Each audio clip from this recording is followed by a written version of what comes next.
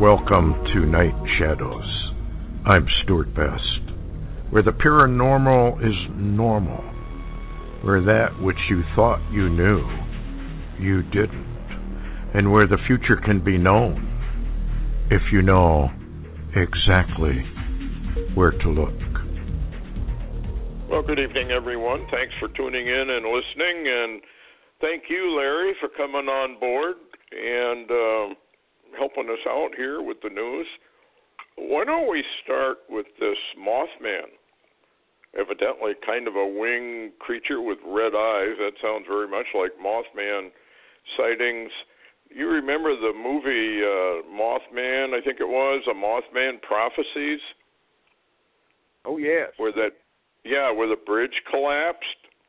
So I wonder, what's your take on this Mothman sightings? I mean, more and more people are seeing it, and evidently people are photographing it, although none of them have surfaced, but maybe they're holding out for maximum dollars or something. But what's your take on this? I'm wondering if something isn't going to happen to Chicago. This creature seems to be very similar. Well, it does. It seems to be the same description of the original Mothman scenario, and I watched that movie, and that movie was made from a actual book and yes, an event.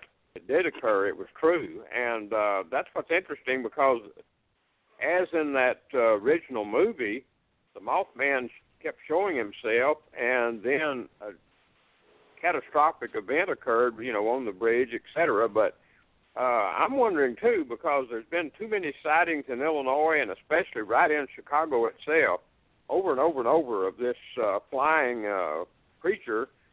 And, there are, I don't remember right now what they exactly say, but I know over the years you and I both have seen or read or heard of prophecies or words about some catastrophic event that hits Chicago. And of course, at the moment, it's a sanctuary city, and as many are saying, it's simply full of sin. Yeah. And the Lord will put up with it for a while, but then he decides, I think I've probably had enough of this. I don't know why the world thinks it can challenge its creator, but it seems to do that. But it could well be. Now, it wasn't too long. The sightings in, where was that, Pennsylvania, where that took place? I can't remember the location. But he was seen by a number of people. And did he attempt to communicate with people or not? I don't recall that part of it. Do you? I seem to remember, if I remember it correctly, it's been a while, that this creature was seen by a number of witnesses and attempted to communicate, but they were too scared, and most of them fled. And that's the reason this reporter went to the town, the reporter being the star in the movie, of course, and began to interview the people that had met this creature, and then he had an experience, I believe, and of course he was there, on the bridge or at the bridge, I think, when this occurred. But you got that right. And it's very, very telling that we seem to be seeing that happening over again. Well, yeah, it's kind of spooky in a way, but we're seeing more and more now. We never did really talk too much about this deal with Augusto, where this dog or wolfman type of thing was down around his house, as I understood it. Yeah, across the road. It was a coyote, an upright walking coyote, is what he said. It just crossed the road from his house. His wife saw it, and it walked around looking at him. And of course, I posted one where, small town by me, Tallahena, Oklahoma. They've seen the very same scenario, and we're seeing this stuff cropping up all across the country.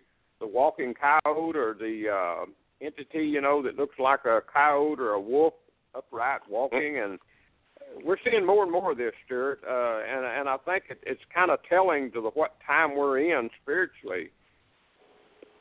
Yeah. Actually, the 9/23 date that's upcoming is not very far off, and not to know exactly what's going to happen, but it just seems like atmosphere has changed a little bit since the eclipse. That things are a little bit different. Am I off base there? It seems like there's an acceleration into fall. Oddities and creature movements, our standard cats, dogs, et cetera, et cetera. I was told that a dove was sitting on a branch during the eclipse in front of the house, and when the eclipse became total, the dove fell off the branch like it had died and went down and hit the ground.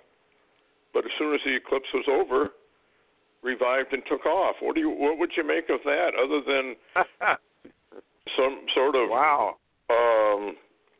What do we call that?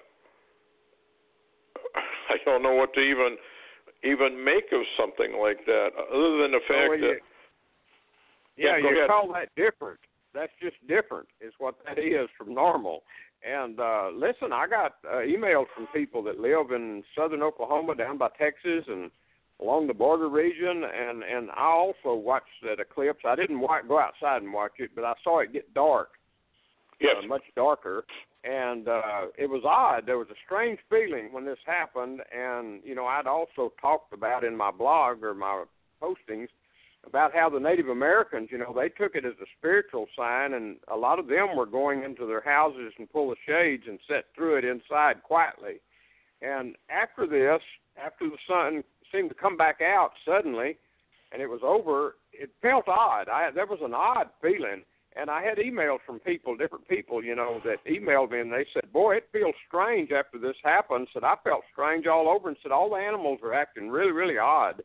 And so it's not just you, Stuart. There's something different, and that's what it's interesting now that we are past the American eclipse, if you want to call it that, or the 9/21, 8/21 eclipse, and we're headed for the 9/23 event, and it's very interesting. I think we need to be very aware of our surroundings as we go further into this time frame that we're talking about. Well, this dove thing, a dove is normally associated with the Holy Spirit or with the Lord.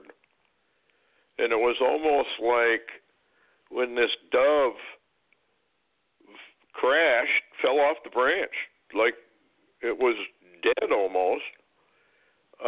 Would that be an eclipse coming of the Holy Spirit as we enter into the final dark days of the tribulation period, the time of Jacob's trouble, Daniel's 70th week, whatever you want to call it? It was almost like there was an eclipse in this dove, but as soon as the thing was over, it flew away. So I was beginning to wonder if that was a sign that the church is actually going to be leaving soon. Because doves, aren't they almost always? Do you know anything about a Native American analysis of a dove? I know what their analysis of owls is, which is always kind of foreboding and evil or death. Yeah, I think that, of course, biblically, a dove is representative of the Holy Spirit, pretty much. And oddly enough, if I remember some of the Native American associations with doves, I believe they're messengers. So you would be, it's interesting that you could say the dove was possibly a spiritual messenger, if you want to put it that way, and maybe the event showed you something is going to happen. And what's odd is this occurred to the dove during a time when darkness got heavy, so to speak. Mm-hmm. It was a chance, the lesser light, in other words, lesser, because of an event, we had lesser light, and it got darker, around us, the surroundings. So if you could put a spiritual connotation in that, we are going into what I call an Isaiah 60 darkness. Yes, I think so. And so that might have been what that was all about, a sign or a symbol of some sort that the Holy Spirit's going to be eclipsed and will be taken out of the way, so that make way for whoever is going to ascend in this Game of Thrones that we're kind of watching, which kind of leads into what in the world is going on now. They keep shifting gears on how they're going to get rid of Trump. First is the Russian deal. That didn't work. Then they tried something else. I can't remember what it was. And now they're on to this, he's mentally unfit. And you got a liar like James Clapper coming out and saying, well, he's just not fit for office. I'm frightened by him. And then Hillary, I guess all but got sick because she hated his speech so much, his rally speech. What do you make of all this? Are they really going to go for him on this basis of he's not mentally capable, he's just unfit for office? Do you think they really have the courage to try and do that? It's very interesting, Stuart. They have this push started now in the streets.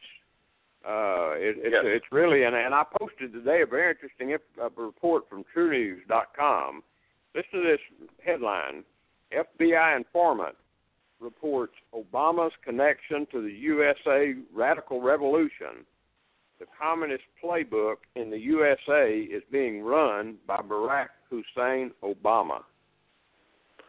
Well, that I wouldn't doubt at all. And I don't know why our pundits, now some of them, like Newt Gingrich, came right out and said, yeah, you're watching a communist coup here. But why did it take them so long to address what it really was? It's almost like they want this to happen. Well, Stuart, when you look at it, I recently, I know I get hammered a lot because people don't like me referring to Game of Thrones, and, well, that's too bad. However, there's something, this show started, Game of Thrones started, and I began to watch a little bit of the data and connect some dots in there. It started out with All Men Must Die, which is an odd title for any kind of movie, All Men Must Die. Well, if that's true, and all these men are fighting each other like you do in Washington, D.C., who's the enemy? Because everybody's fighting each other, trying to win the Game of Thrones. So one house is tearing down the other house, and they're all fighting over the Iron Throne. And so who's the enemy? Well, what's interesting is, get the name. Now, what's the odds? During the time frame we're going into of darkness, the name of the entity that is coming against humanity is called the Night King. Can you get that? The Night King. Of all names, They gave him, and he's a spiritual entity, but it's a humanoid, and what he has White Walkers, which I take that to mean, other spiritual entities. They all appear to be like fallen angels or something. Is what they appear to be in the movie. Now that's my summation, but their entire army is made up of the dead. And I look at the movies. You saw World War Z. Zombies. The zombies. Yes. Sure. Yeah. Well, look at America today. The left. They're like zombies. You can't sit down and talk to them because they don't even have a recordable language to talk back to you. When they're asked for the last year, what do they want? They don't even have an answer. They're like zombies. So, interestingly, Game of Thrones, the Night King and the White Walkers, they're leading a zombie army of the dead to come and conquer and kill the living. Now, I know that sounds bizarre, but earlier you said something sounded a little macabre and a little, we are entering an area of kind of, I've fallen off the edge of the earth and I can't get up. I mean, we're getting there. But what's odd, if there's dragons involved in this. Now the oddity is, and I won't be long here, But the oddity is, one of the heroes of the living is a guy by the name of John Snow. And I've made a mention of his name a few times. He's a bastard. In other words, his daddy wasn't married to his mother, and that's the way it is in kingdoms.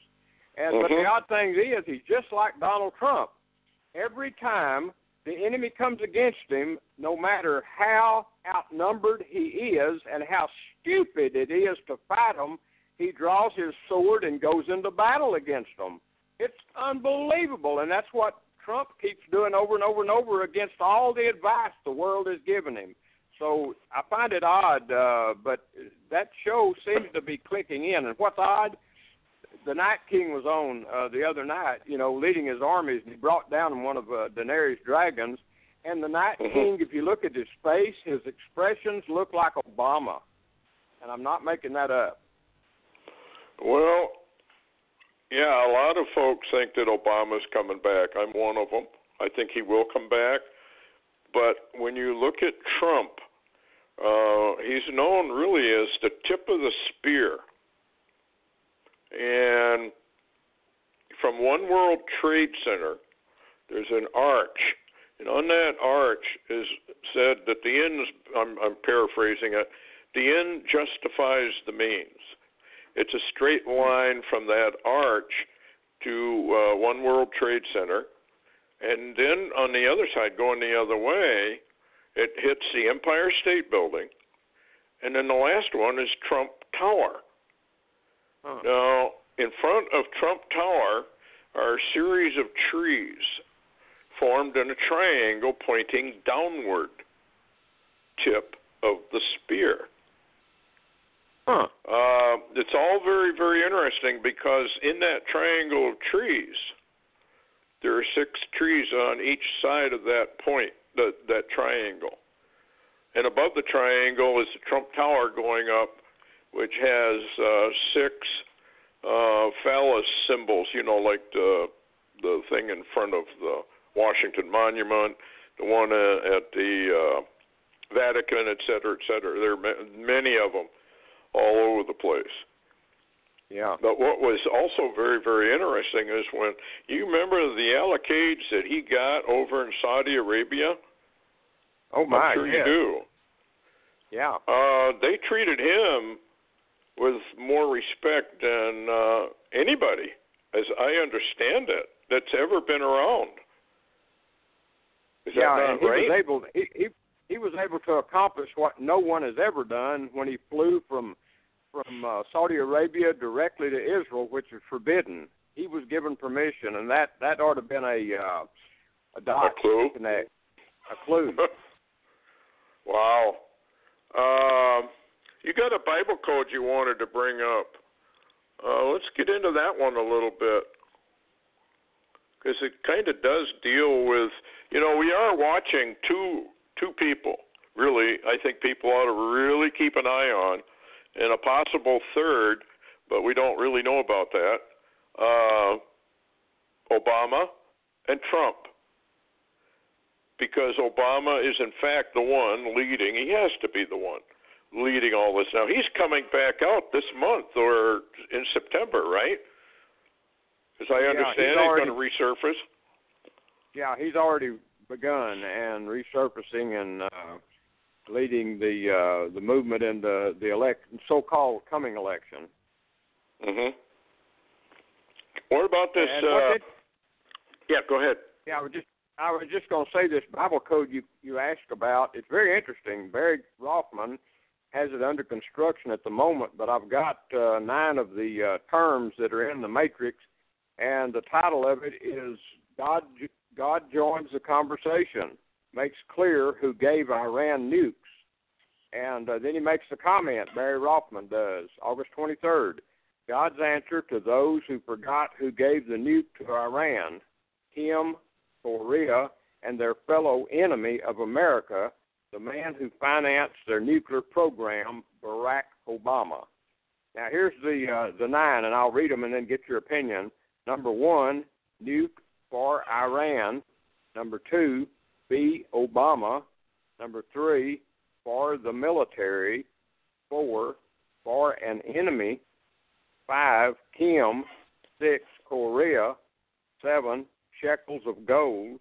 Number 8, don't seek their peace. Number 9, nor their prosperity. Oh. Well, that sounds kind of like North Korea is going to be in the middle of an attack. Maybe a surprise attack? Would you read it that way? Well, it could very well be. What it appears to mean, and Barry hadn't finished it yet, and his comments are not completely full, but it appears that Barack Obama was very involved in providing for the joined at the hip nuclear programs of North Korea and Iran during his 8 years as president, and gave them prosperity in the nuclear weapon systems. And, it appears right now the ones that want to attack mostly is North Korea and Iran, and they are gearing up their militaries for an attack. Yeah, no, as I understand it, Kim's still mouthing off pretty well. Oh, absolutely, and he's also moving some missiles, and Iran is also moving missiles. And this is very interesting. We've got Netanyahu, which, because Washington is not listening, has now flown with his Mossad director to Moscow and is meeting with Putin. And we find that Iran is also now building a separate troop landing terminal in Tartus. That's the Russian military base, Syria. Yes. So that's how you bring armies to fight. Why? It sounds very much like it's all been planned. I hate to use that term because people don't, when these things happen, they look like, well, they just happened, just circumstance and rhetoric or trade war or energy war or whatever it is. But it's kind of like, to me, a written agenda. And they're just playing by the agenda. And the agenda now incorporates North Korea. I know a lot of people said that they thought that World War III would start in a most unlikely place. Place might be North Korea. I've often thought North Korea is a trap for the United States. The comment in reference to America Babylon, surely the least of them shall draw them out. So we're being drawn out by Kimmy the Whiz Kid. And I think it's a trap. Yeah, and what's so interesting, Stuart, is the fact that Kim keeps goading Trump every day over and over and over. And what's interesting, too, is the scenario, you talked about North Korea may be the first domino, but also what I think about also is because of North Korea and Iran being joined at the hip in this scenario, if we come after North Korea, that's when probably you'll have your Daniel 8 and Iran will go out to war. Yes. Yeah, that would be very likely. Wow. They don't have a lot of time left. Of course, a lot can happen in 30 days, or maybe it goes after September 23rd and it begins after that point, a pivot point away. There was a guy and he's pretty sharp. I don't remember his name. I'm not sure if it's Scott Clark or who it is, but he found evidence that Isaiah 17 would take place on and around 923. Huh. And I'm not sure how he dated it or why he thought that, but who knows? I mean, we're all speculating here anyway, but, speculation is a lot of fun, I think. So why do you think Trump is backing away from Israel? Well, the information that seems to be coming out, especially since Steve Bannon has left the White House and went back to Breitbart and has been publishing there, he claims that he was advising, and that he was the advisor at the White House for Donald Trump, by the way, Steve Bannon. He says that he was advising Donald Trump to go ahead and move the embassy to Jerusalem and to go ahead and begin to activate the situation, in Jerusalem and Israel and the Middle East. And he is saying that Jared Kushner stopped that, and Trump listened to Jared. And, of course, Jared has always been the front man for the peace initiative, which they're trying to do, but they're having a lot of problems. Netanyahu's not interested. Abbas is not interested. El-Sisi is not interested. Nobody's interested in a peace deal with Jared Kushner right now. So what I'm wondering, though, Stuart, and you mentioned it, and I'd like your opinion on this, were we a little, maybe should it have already been done, or we maybe just a little on the timeline early, and it'll be 9/23 before the pivot begins? I don't know. We're in an interesting time. Well, yeah, that pivot, the star sign, is really not for the church in one sense. That goes back to Joseph and the dreams, and there's no question that star sign is for Israel. The pre-tribulation or at-trib rapture concept, of course, means that if the tribulation starts, Daniel's 70th week, we go out. The church is gone. Now, there are people who believe in partial raptures, et cetera, et cetera, et cetera.